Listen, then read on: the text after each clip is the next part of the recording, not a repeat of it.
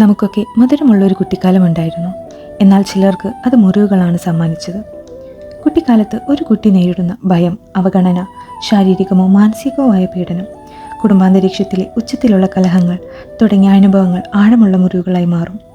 അതവരുടെ മാനസിക വികാരങ്ങളെ അലോസരപ്പെടുത്തും. ആരുടെയെങ്കിലും സ്നേഹവും സംരക്ഷണയും ആവശ്യമാണെന്ന് മനസ്സ് നിരന്തരം പറഞ്ഞുകൊണ്ടിരിക്കും. ഇത് സ്റ്റോക്ക്ഹോം സിൻഡ്രോം പോലുള്ള ഇമോഷണൽ അറ്റാച്ച്മെൻ്റ് ഉണ്ടാക്കുന്നു. കപട സ്നേഹം തിരിച്ചറിയണമെന്നില്ല. അബ്യൂസറിനെ പോലും സേഫ് എന്ന് തോന്നിക്കും. അവൻ അല്ലെങ്കിൽ അവൾ എന്നെ വിട്ടു പോയാലോ എന്ന ഭയം കാരണം എന്തും സഹിക്കും, ക്ഷമിക്കും. ഇത് മനസ്സിൻ്റെ ഒരു ഡിഫൻസ് മെക്കാനിസമാണ്. സർവൈവലിന് വേണ്ടി ബ്രെയിൻ ക്രിയേറ്റ് ചെയ്യുന്ന ഒരു ഫോൾസ് ബോണ്ടിങ് ടോക്സിസിറ്റിയെ പോലും നോർമലൈസ് ചെയ്യും.